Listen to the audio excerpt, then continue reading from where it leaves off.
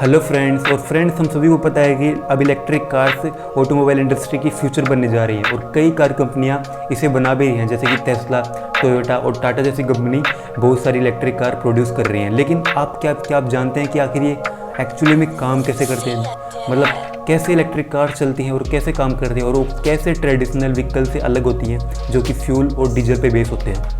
So friends, सबसे पहले ये कि आखिर उनका इलेक्ट्रिक कार का इंजन काम कैसे करता है, अब वो चलता कैसे है। दोस्तों, एक इलेक्ट्रिक कार काम तभी करेगी जब वो चार्ज हो। उसको चार्ज करने के लिए उनके अलग से चार्जर आते हैं। जब उनको चार्जर को आप प्लग करते हो तो वो लिथियम आयन जो बैटरी होती है, लिथियम आयन की जो बैटरी होती है वो चार्ज होती है। उसके बाद में वो चार्ज बैटरी इलेक्ट्रिक मोटर को पावर देती है। उसके बाद में जो इलेक्ट्रिक मोटर को पावर देने के बाद में वो इलेक्ट्रिक मोटर घूमती है। उसके बाद में उनके व्हील्स घूमते हैं, तब जाके एक इलेक्ट्रिक कार मूव करती है।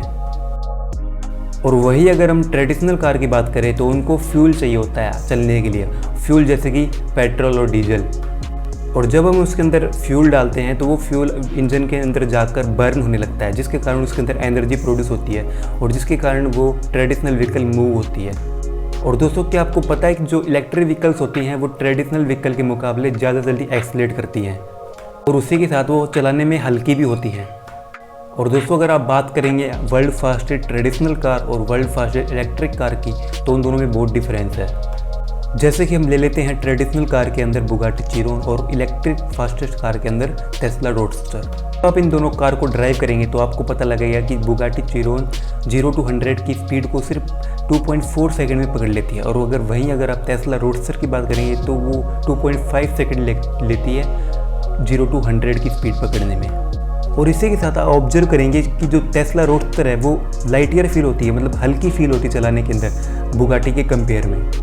और इसी के साथ आप दोस्तों ये भी ऑब्जर्व करेंगे कि जो बुगाटी चिरोन है वो ज़्यादा कॉस्टली है, उसकी प्राइस 20 करोड़ के आसपास है। और वही अगर आप टेस्ला रोडस्टर की देखेंगे तो उसकी प्राइस 1.5 करोड़ लगभग है। अब चलिए दोस्तों, इलेक्ट्रिक कार मूव कैसे करती है उसके बारे में बात कर लेते हैं। इलेक्ट्रिक कार्स ऑटोमेटिक कार की तरह होती हैं। इनके अंदर रिवर्स मोड और फॉरवर्ड मोड होते हैं।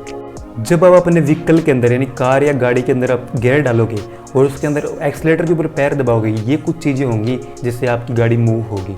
सबसे पहले जो आपकी बैटरी के अंदर जो डीसी करंट स्टोर होगा यानी कि डायरेक्ट करंट स्टोर होगा, वो सबसे पहले एसी करंट में चेंज होगा, एसी यानी अल्टरनेटिंग करंट में चेंज होगा। उसके बाद में जब आप अपने एक्सीलरेटर पे पैर रखोगे तो एक्सीलरेटर सिग्नल भेजेगा कंट्रोलर तक, ताकि वो आपकी स्पीड को कम या ज़्यादा कर सके, वो भी इन्वर्टर की हेल्प से।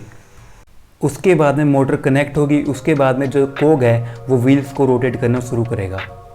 अब उसके बारे में बात करेंगे रीजनरेटिव ब्रेकिंग सिस्टम।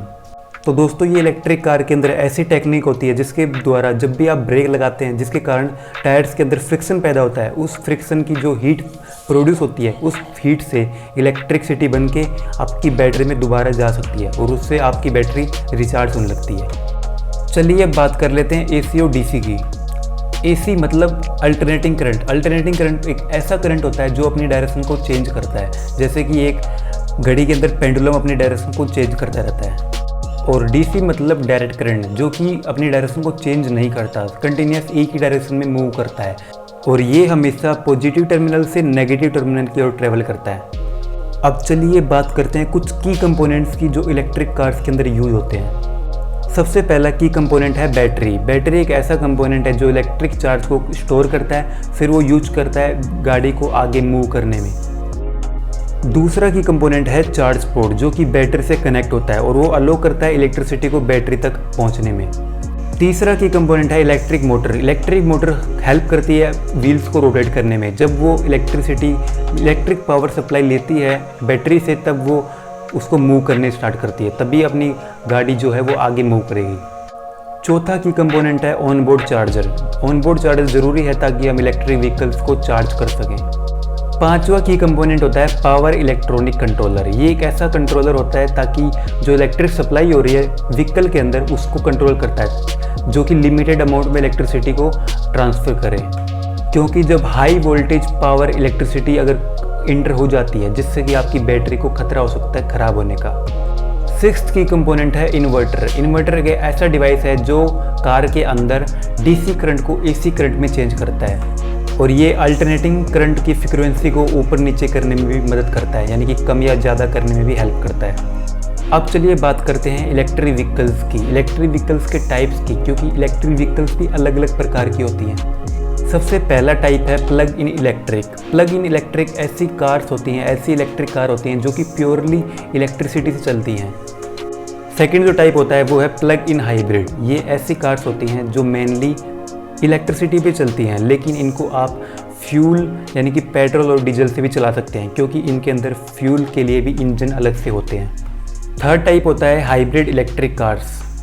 ये कार्स मेनली फ्यूल से चलती हैं, जैसे कि पेट्रोल और डीजल इनसे चलती हैं, लेकिन इनके अंदर बैटरीज भी होती हैं जो कि रीजनरेटिव ब्रेकिंग सिस्टम से चार्ज होती हैं। इनके पास कोई अपना चार्जिंग सिस्टम नहीं होता, लेकिन ये रीजनरेटिव ब्रेकिंग सिस्टम से चार्ज होती हैं, जिसके कारण आप इसको इलेक्ट्रिक मोड में भी यूज कर सकते हैं। और दोस्तों ये तो कुछ हो गए टर्म जो कि बताते हैं कि इलेक्ट्रिक कार एक्चुअली काम कैसे करती है, क्या क्या पार्ट्स होते हैं इसके अंदर और वो कैसे काम करते हैं।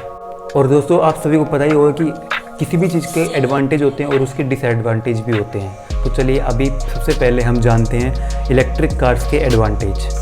सबसे पहला एडवांटेज, नो गैस रिक्वायर। इसका मतलब इन कार्स को किसी भी तरीके की गैस की ज़रूरत नहीं होती, ये सिर्फ प्योर इलेक्ट्रिसिटी पे चलती हैं।